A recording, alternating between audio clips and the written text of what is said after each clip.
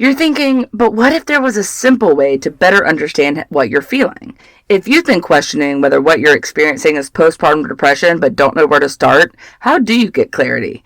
In this episode, we're breaking down how the Edinburgh Postnatal Depression Scale works, what it actually tells you, and why taking it today could be a powerful first step towards getting the support you deserve. Do you want practical steps to rein in the overwhelm and start feeling like yourself again, but struggle with feeling hopeless, unsupported, and misunderstood? If so, you're in the right place. Hi, I'm Stephanie, wife, mom of 4, and a 2-time acute postpartum depression survivor. I learned the secrets of how to overcome the feeling of drowning and fully thrive as a new mom through life-giving hope and support. If you're ready for validation, encouragement, and those easy practical tips, then take a deep breath in, exhale, and we'll take the first steps together. Here we go. Did you know that I have a free community of mamas just like you, new moms who are struggling to survive, much less thrive, and are looking for hope, encouragement, and validation? We share life together. There's a short weekly devotion, encouraging quotes, and so much more. There's even chances to win free coffee and prizes.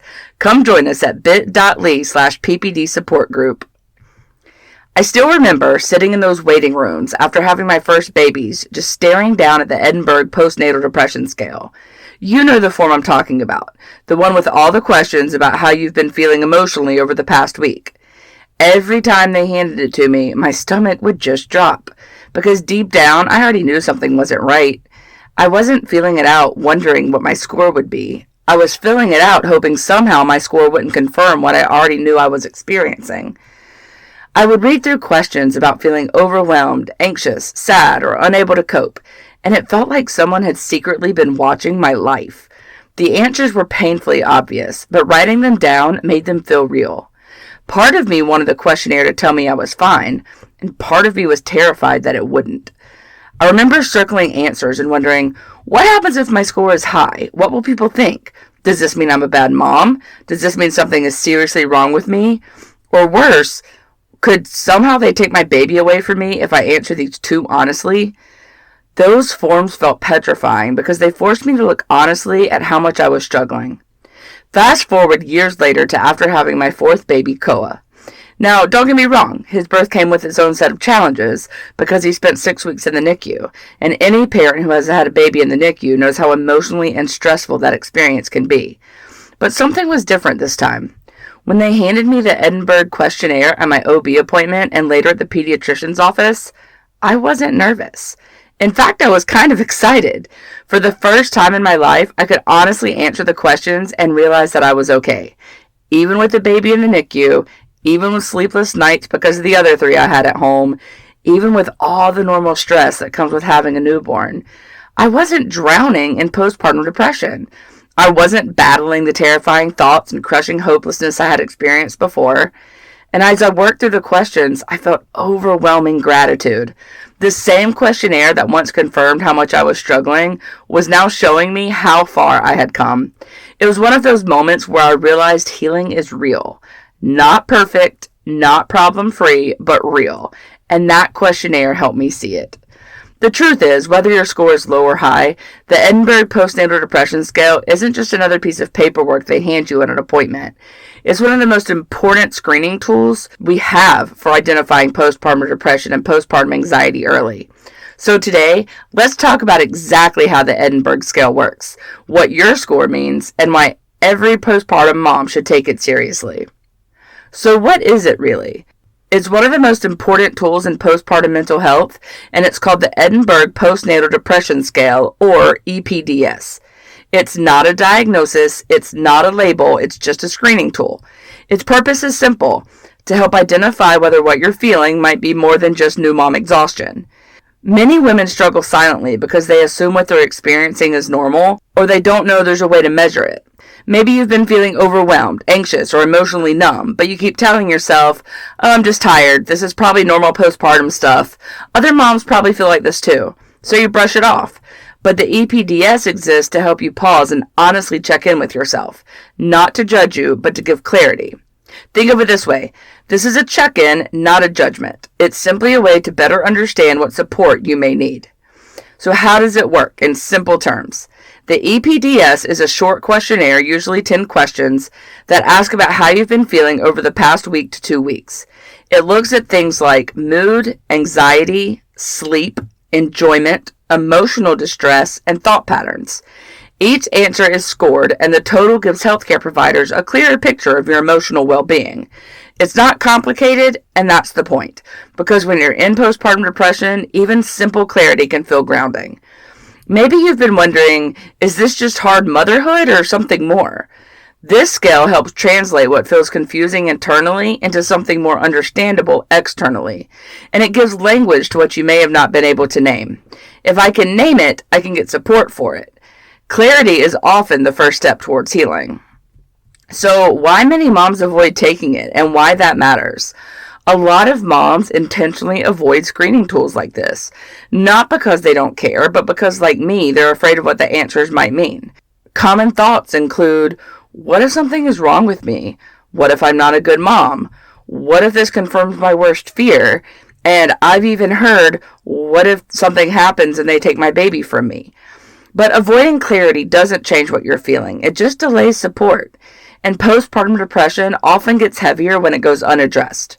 So, for example, maybe part of you already knows something feels off, but you keep minimizing it because acknowledging it feels completely overwhelming. Mama, I've been there and I feel you. So you keep pushing forward instead of checking in. But awareness is not the problem. Avoidance is what keeps moms stuck longer than necessary. So try reframing it. This tool is not here to label me, it's here to help me. Taking it is not making anything worse. It's giving you information you deserve to have. So what does your score actually mean, and what does it not mean? One of the biggest fears moms have is, what if I score quote unquote too high? But the EPDS is not a life sentence or a diagnosis. It's a signal, just a starting point. Think of it as a conversation starter with a provider. It helps determine whether you may be experiencing postpartum depression, anxiety, or emotional distress that deserves more support.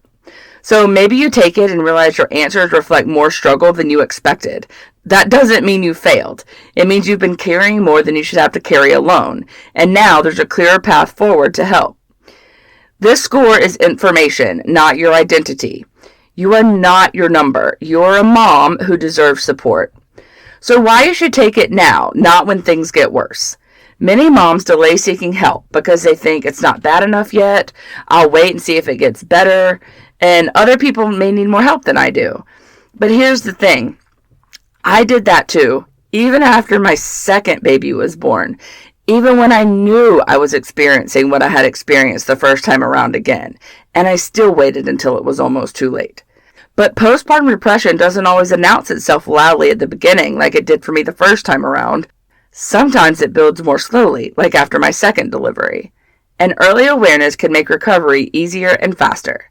So maybe you've been having more hard days than good ones, or you notice you're not feeling like yourself, but you're still functioning. So you tell yourself it doesn't count yet. But support doesn't require hitting a breaking point. What helps is to think, I don't have to be at my worst to deserve help. Taking the scale now is not overreacting. It's being proactive, and that can change the entire trajectory of your healing. So let's recap. The EPDS is a simple screening tool, not a diagnosis.